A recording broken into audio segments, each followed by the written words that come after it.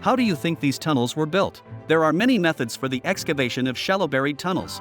Among them, there is a method to excavate the whole ground directly for construction, which is called the open cut method. Today, let's learn about the classifications of the open cut method, as well as the advantages, disadvantages and applicable conditions of its various classifications. The open cut method is also known as the foundation pit method. It is to dig a foundation pit from the ground down in an open air situation, construct the structure in the foundation pit, and then carry out backfilling to restore the ground. The advantage of the open cut method is that it is a simple and easy to do method, and can contribute to spacious construction working face, fast construction speed, good stress conditions for the main structure. It is the most economical method to be adopted in areas with thin overburden, sparse population and few vehicles. But the open cut method also has disadvantages. It causes damage to the ground, disruption of traffic, heavy workload of demolition.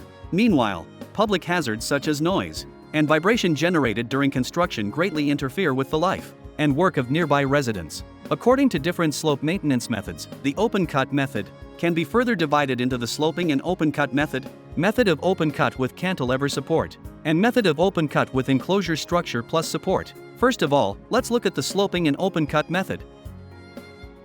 According to the stability of the lateral soil slope of the tunnel, the site of the tunnel and the soil mass above it shall be subject to sloping excavation in layers from top to bottom, to the elevation of the tunnel foundation base. Then, the tunnel lining structure and waterproof layer are constructed successively from bottom to top. Finally, the soil outside the structure is backfilled, and the ground surface is restored. With the sloping and open cut method, the excavation volume is large, but it can bring a high level of mechanization and fast construction speed and make it easy to ensure quality when the project is affected by groundwater. The method of well point dewatering can be used so as to improve the stability of the slope and the construction environment in the foundation pit. It is often used for tunnel engineering construction, where the burial depth is shallow, the stability of slope soil mass is good, and there are no excessive restrictive conditions on the ground surface. When the slope stability is poor, shotcreting can be carried out for slope protection, or anchor rods can be used to reinforce the slope soil mass. Then, let's move to the method of open cut with cantilever support. This method is to insert the enclosure structure of the foundation pit into the bottom of the foundation pit at a certain depth below. Under the protection of the enclosure structure, the soil mass in the foundation pit is excavated to the designed elevation of the tunnel foundation base. Then, the main structure of the tunnel and waterproof layer are constructed successively from bottom to top. And finally, the soil outside the structure is backfilled, and the ground surface is restored. The method of excavation with cantilever support include the following advantages. Under the protection of the enclosure structure, the excavation volume is small, and there is no support in the foundation pit, which facilitates the mechanization of foundation excavation and construction of the main structure, and also helps to ensure the quality of the project. However, the enclosure structure is complex, which leads to an increase in costs and construction difficulty. This method is sometimes used in the excavation of the upper part of the foundation pit with support. Method of open cut with cantilever support is mainly used for tunnel engineering construction where the burial depth is shallow, the stability of slope soil mass is good, and there are certain restrictive conditions on the ground surface. The support structure in this method is usually composed of wooden piles, steel piles, precast concrete piles, board piles, cast in situ piles, etc.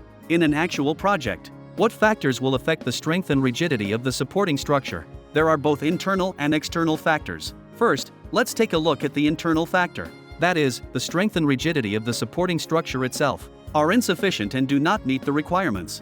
Then, what is the external factor? That is, excessive soil mass and the groundwater effect the strength and rigidity of the supporting structure. Given these factors, some methods can be adopted to overcome them in the construction process of the actual project. For example, design the supporting structure into a section form with high rigidity. Set ring beams at the top of the supporting structure to improve the overall rigidity. Remove the soil within a certain range outside the foundation pit to reduce the lateral pressure outside the foundation pit. Carry out well point dewatering and adopt compaction grouting, mixing piles or cement injection piles and other methods for reinforcement. In the foundation pit, adopt the method of well point dewatering and soil reinforcement methods to consolidate the soil mass at the bottom of the foundation pit and increase the resistance of the soil mass. Provide toe protection in the foundation pit. At the same time, we should check the supporting status frequently during construction and monitor its stress when necessary. Then, let's learn about the method of excavation with enclosure structure plus support of the open cut method. This method is applicable to situations where the depth of the foundation pit and the lateral pressure is relatively large. The support can be divided into horizontal support and diagonal support, and anchor rods can be used to reinforce the enclosure structure. Therefore, the method of excavation with enclosure structure plus support can be further divided into method of excavation with enclosure structure plus horizontal support, method of excavation with enclosure structure plus diagonal support, and the method of excavation with enclosure structure plus anchor rod support. Let's look at the horizontal support first. The common horizontal supports include transverse brace and angle brace. Angle braces shall be used at the corners of the foundation pit or at places where the section changes. The transverse braces are generally used for other parts. The process of construction with the method of excavation with enclosure structure plus horizontal support is as follows. Carry out the construction of the enclosure structure first. Excavate to the elevation required for the first support. Erect the support and apply the pre-stress in a timely manner. Then, use the trenching method. When excavating to the elevation of the second support, erect the support and apply the pre-stress, and then excavate the soil mass from top to bottom to an appropriate depth. Continue to erect the next support using the trenching method. Repeat the above procedures, and finally excavate to the foundation base elevation. Carry out the pouring of the slab bottom, lower side wall, middle plate, upper side wall and top slab in sequence. This excavation method has the following advantages. Horizontal displacement of the wall is small, the method is safe and reliable, and the excavation depth is not limited. However, it requires a relatively regular plane shape of the enclosure structure, and rectangle is preferred. When the width of the excavated foundation pit is relatively large, the support shall be provided with an intermediate post. To maintain its stability, the intermediate post shall be made according to the design position before excavation. This is the sketch of support for excavation. With the enclosure structure plus diagonal support, it adopts the central trenching method to excavate the soil mass in the foundation pit to the elevation of the foundation bottom of the diagonal support, and then the foundation is poured. The supports are timely erected, so that one end of the support is supported on the enclosure structure, and the other end is supported on the poured foundation. Then the pre-stress is applied, and the remaining soil is excavated. When two or more diagonal supports are provided, the long support on the outer side shall be erected first, and then the support on the inner side is erected. After that, all diagonal support foundations are connected to form a whole structure of the structural slab bottom. Finally, the lower side wall, middle plate, upper side wall and top slab are poured in sequence. The supports are removed according to the required sequence to complete structure system transformation.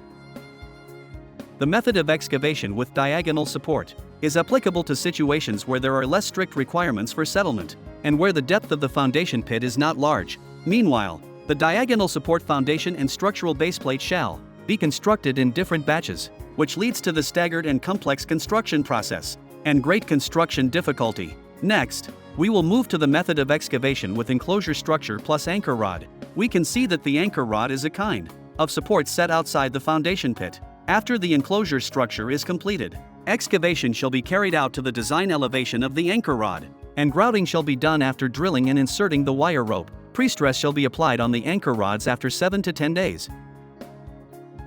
Since the anchor rods are set outside the foundation pit, a spacious construction space can be provided, which is conducive to mechanical excavation and organization of the construction of the main structure. The horizontal displacement of the enclosure structure can be better controlled, so that the settlement of the ground and buildings is reduced. Anchor rods can be used for enclosure structures with various shapes, and they can be set in single or multiple layers. Moreover, the excavation depth is not limited. However, the construction process is more complex. It is not easy to recycle the anchor rods, and the construction costs are high. Meanwhile, it should also be noted that when the buildings around the enclosure structure have dense, deep foundations, anchor rods should not be used. The creep of the anchor rods can reduce their bearing capacity. In the bottom layer of quicksand, if the gap between the staggered reserved hole and the anchor rod sleeve is too large, water gushing and sand gushing are likely to occur, causing settlement of the ground and buildings outside the pit.